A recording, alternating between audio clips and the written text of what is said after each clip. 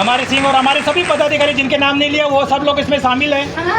थोड़ी देर पहले यहाँ पर एक विधान हमारे दिव्यांग की तरफ से निकल गया था कि कलेक्टर साहब के बारे में उन्होंने बोला आरक्षण का, लेकिन उनका वो मंशा नहीं थी। सबसे पहले तो हमारी तड़प सुनिए।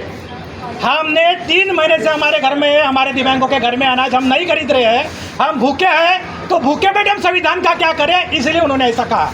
कलेक्टर कोई हमारा दुश्मन नहीं है, कलेक्टर ये हमारा माँ बाप है और अपने बाप से झगड़ने का अधिकार हर बच्चे को होता है। वो अधिकार हमसे किसी का बाप नहीं छीन सकता, ये भी मैं आपको बोल रहा हूँ।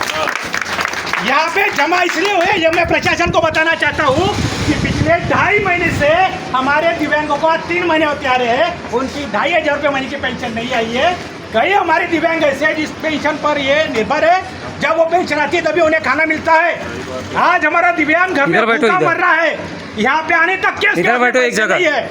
और इसीलिए प्रहार हमारे दिव्यांगों के हर छोटी से छोटी समस्या और हमारे पूरे प्रहार के कार्यकर्ता अपनी जान लगा रहे हैं। मेरा शासन से फिर भी ये निवेदन था कि हमारे किसी कार्यकर्ता से अगर कोई गलत शब्द निकलता हो तो मुझे माफी मांगने में कोई शर्मिंदा नहीं है।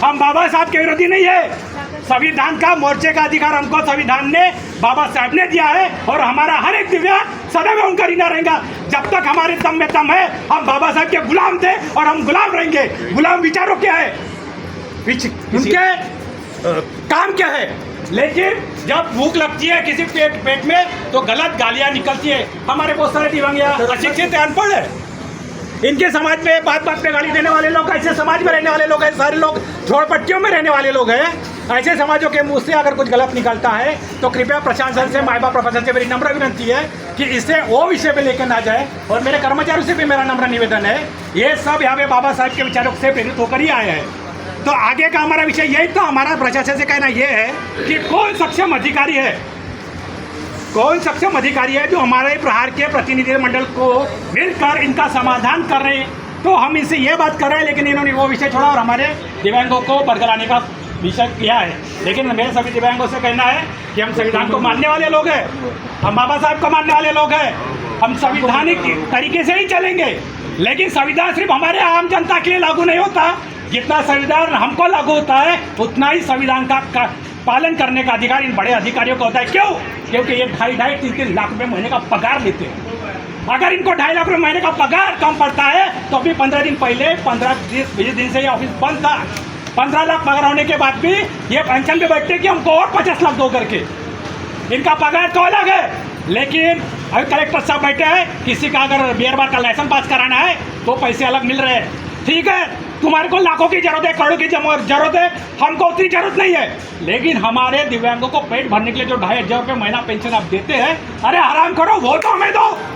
अगर वो हम मांगने आ रहे हैं तो तुम अपना छोटा अधिकारी बेच के हमारे से आपस में लड़ रहे हो, कितनी गलत बात है।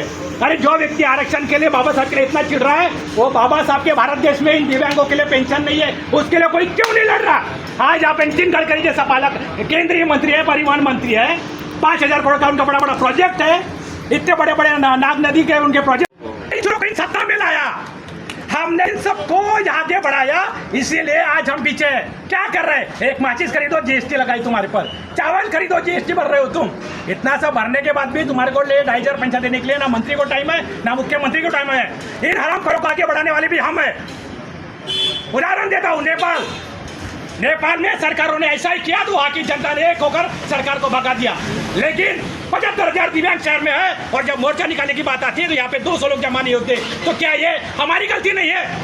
कुछ हमारे संगठनों की भी गलती हमें माननी पड़ेगी, क्योंकि हमारे संगठन में वो ताकत नहीं है कि हम लोगों तक जा रहे हैं। कुछ हरामखोर बीजेपी के लोग अपने एक सारे अध्यक्षों को 15,000 रुपये महीने की पेंशन दे रहे हैं और वो महीने के पगारों में वो दिव्यांगों को रोक के रखा है कि वहां मत जाओ।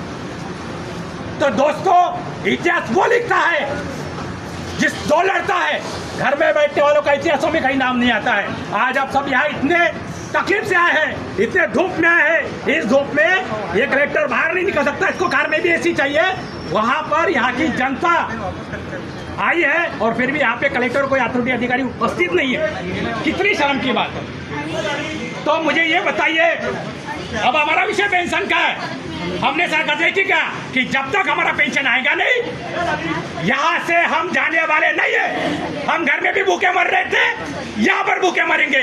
हम संविधान तरीके से बैठे, किसी को नुकसान हो ये हमारा उद्देश्य नहीं है। लेकिन फिर भी कार्यकर्ता अगर कोई भड़कता है और कुछ करता है, कोई पत्थर मारता है, उसकी जवाबदारी हम नहीं रहते।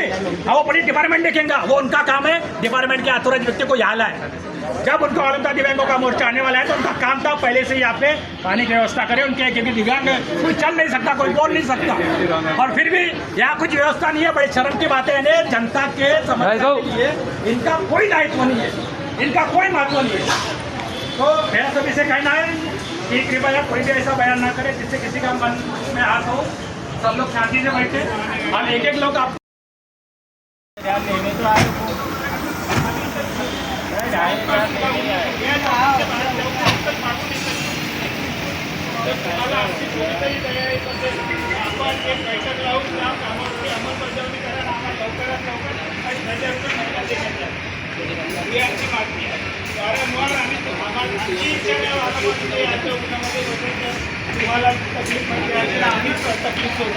आमची इच्छा नाही, परंतु तुम्ही आम्हाला रोजगार तर द्या, तुम्ही आमचा महिना तर द्या। तुम्ही ना महिना देऊन राहिले ना रोजगार देऊन राहिले। शासनाच्या GR आहे, GR मध्ये तुम्ही संविधान नाही पाळत तर आम्ही काय संविधान पाळायचं? तुम्ही GR नाही पाळत तर आम्ही काय GR पाळायचं? तुम्ही आमच्याशी चांगले वागत नाही तर आम्ही तुमच्याशी काय चांगले वागायचं? याचं आम्हाला उत्तर द्या, त्यानंतरच आम्ही इथून उठू, नाही तर अन्यथा आम्ही इथून उठणार नाही। माननीय कलेक्टर साहेबांनी एक बैठक लावून आम्हाला काय आहे ते निर्णय देण्यात आले। बहुत बड़ी है।